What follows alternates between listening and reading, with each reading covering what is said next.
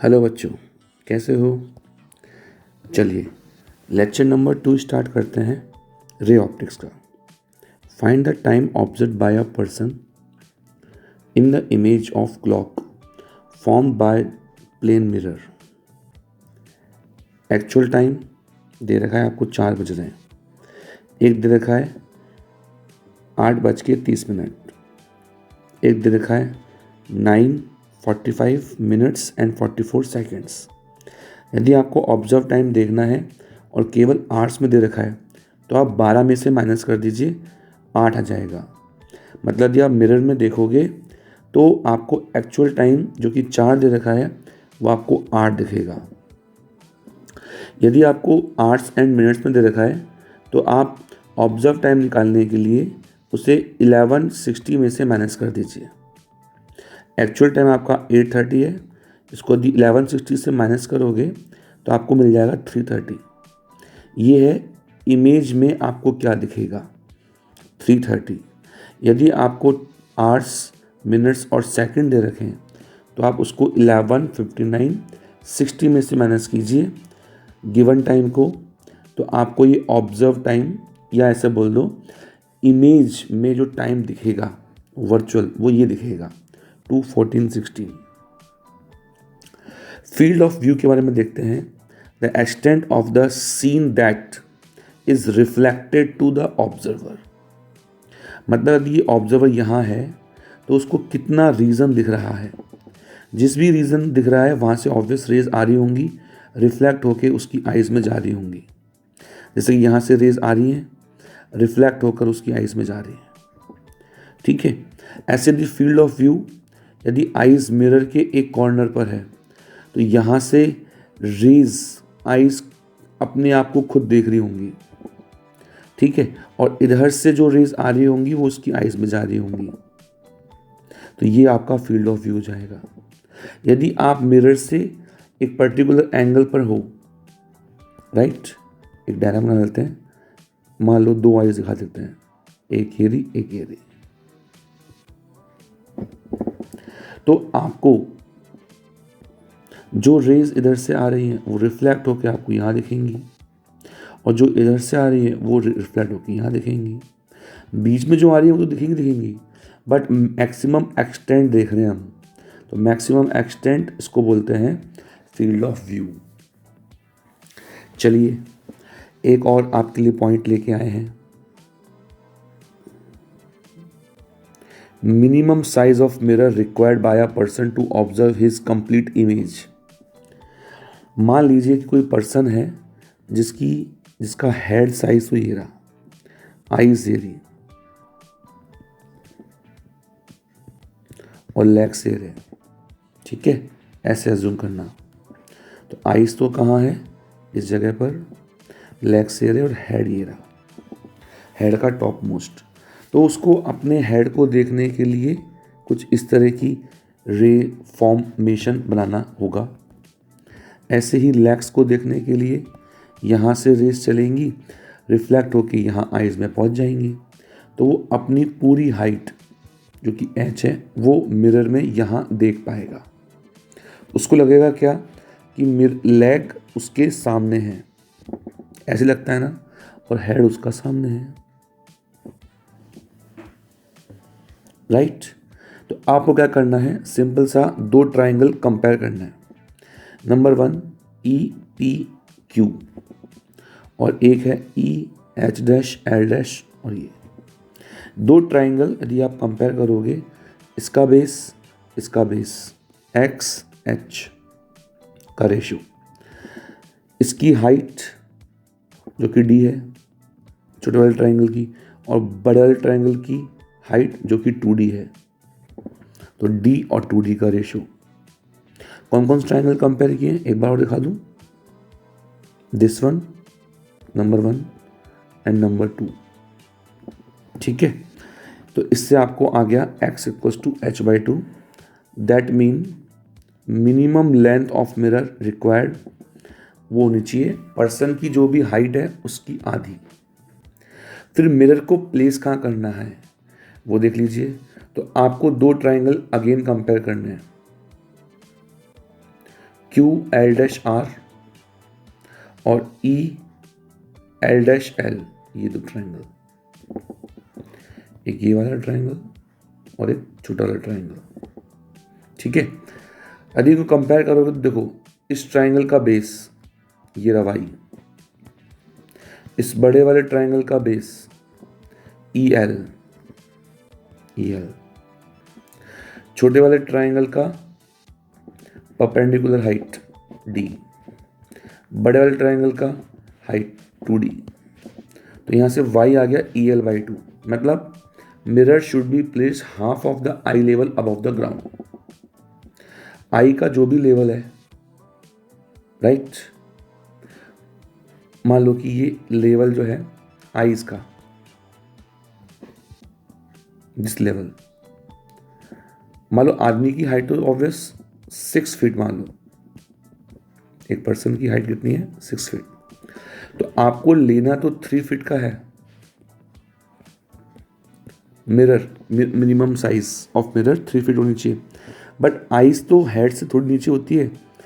Assume that ये 5.8 feet है, तो आपको मिरर प्लेस करना है 3 फीट का,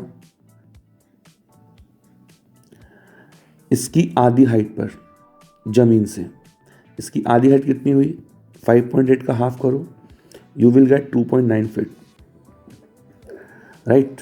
तो आई लेवल से फिर 5.8 हाइट का 2.9 फीट ग्राउंड से ऊपर रखना है। तो मिरर की हाइट यही है x, क्योंकि 3 फीट आई, बट रखना कहाँ है, रखना है उसको 2.9 फीट पर। यहां से 3 फीट स्टार्ट करना है, यहां मिरर रखना है, 3 फीट का मिरर रखना है, 2.9 फीट पर रखना है, ऐसे देख लो। हाँ, ये अच्छा पॉइंट है, this result is independent of the distance of person from mirror. इस बात पर निर्भर नहीं करेगा कि आप कितना दूर खड़े हो, 3 फीट मिनिमम चाहिए। कहाँ रखना है वो यहाँ पे देख लो, आई लेवल का आधा हाइट, और इस बात पर निर्भर नहीं करेगा कि आप मिरर से कितना दूर खड़े हो। एक और क्वेश्चन देखते हैं बच्चों, find the minimum size of mirror required by a person to view image of full back wall of height h, distance between the wall and mirror is d and the distance between the person and mirror is x। Wall और mirror के बीच में जो distance है वो है d, आप ये डिस्टेंस भी d दिखा सकते हो। तो जो वॉल की इमेज बनेगी वो d डिस्टेंस पे बनेगी।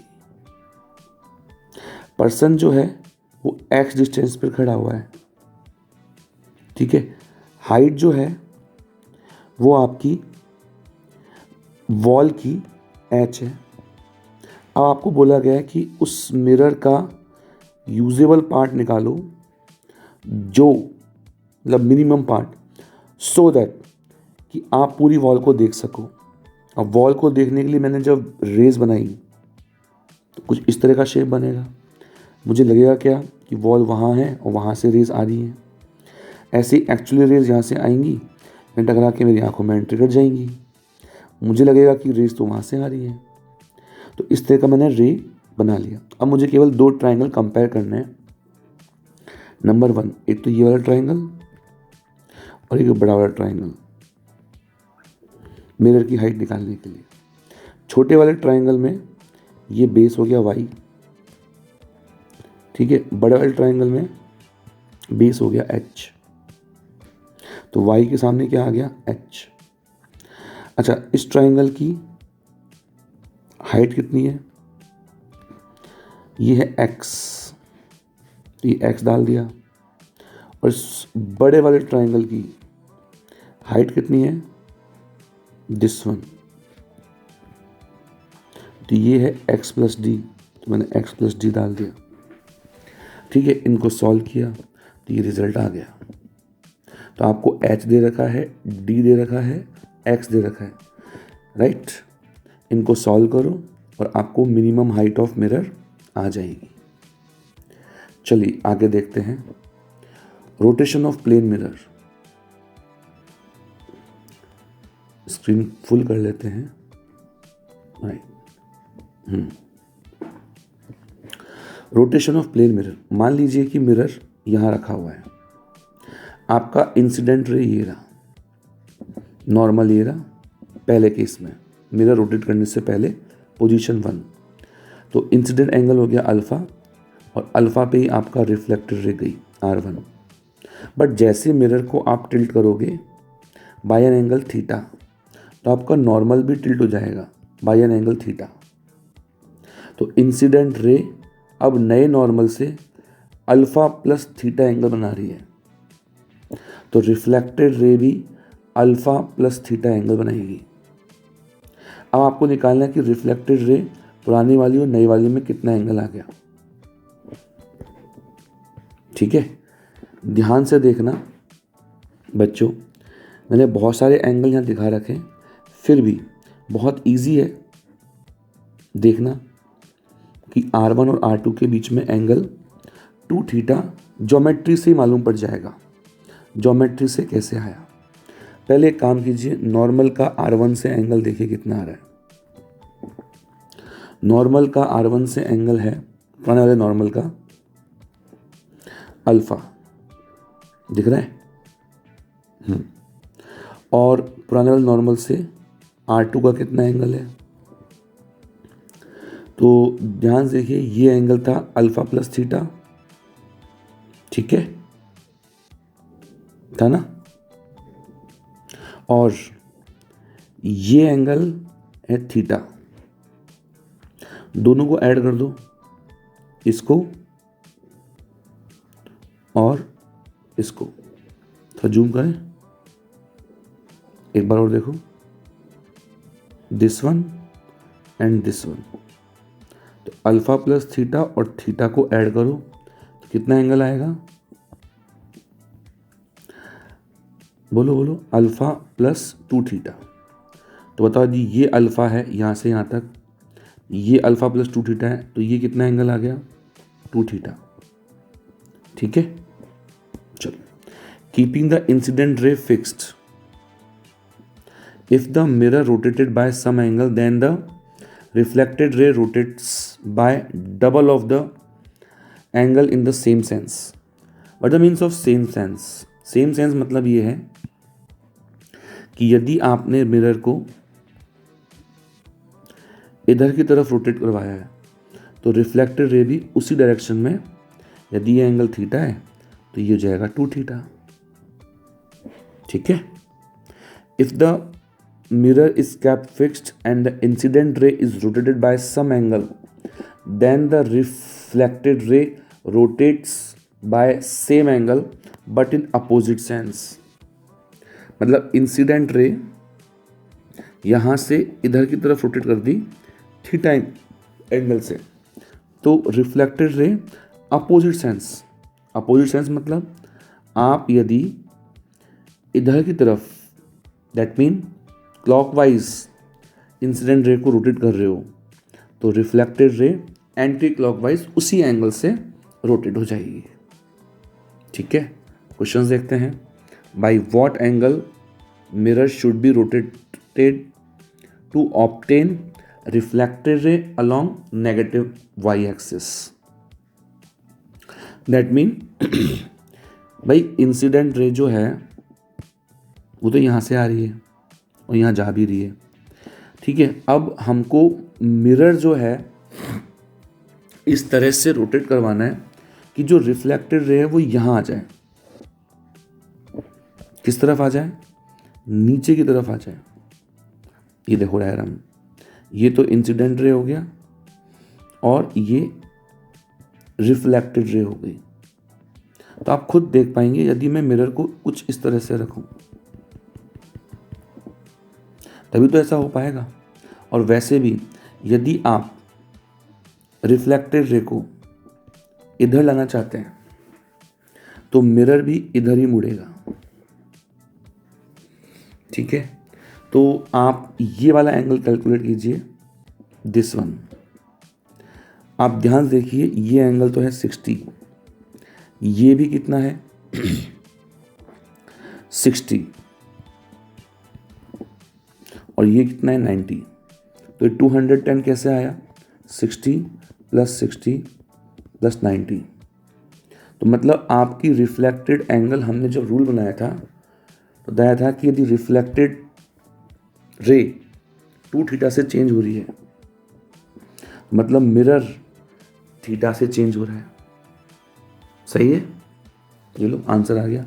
2θ को 210 के इक्वल रखो तो थीटा जाएगा 105 डिग्री एंटी क्लॉकवाइज। ठीक है, चलिए एक क्वेश्चन और देखते हैं। A light incident normally on a mirror, what is the displacement of the reflected spot of light on screen placed 1.5 metre away when mirror is rotated by 3.5 degree. समझिए, light पहले straight आ रही थी, reflect होकर वापस उसी line पर आ रही थी। ऑब्वियस जो स्पॉट बन रहा होगा वो यहाँ बन रहा होगा स्क्रीन पर। ठीक है बच्चों, अब इन्होंने क्या बोला कि मिरर को रोटेट करवा दीजिए 3.5 डिग्री। तो ऑब्वियस इस बार नॉर्मल जो है कुछ अलग एंगल पर हो जाएगा, ये नॉर्मल हो जाएगा। नॉर्मल यदि यहाँ हो गया तो ये 3.5 डिग्री है, तो ये भी 3.5 डिग्री। 3.5 + 3.5 कितना हो गया, तो मतलब ये जो रे है वो 7 डिग्री पर घूम जाएगी। अब यदि 7 डिग्री पर घूम गई तो ऑब्वियस रिफ्लेक्ट होकर ये यहाँ से तो आएगी बट यहाँ चल जाएगी। तो आपका स्पॉट कहाँ मिलेगा, अब स्पॉट आपका यहाँ मिलेगा। तो स्पॉट कितना दूर चले गया, ऑब्वियस x डिस्टेंस दूर चले गया। ट्रायंगल देखो ध्यान से, तो आप लिख सकते हो x/1.5 = tan 7 डिग्री।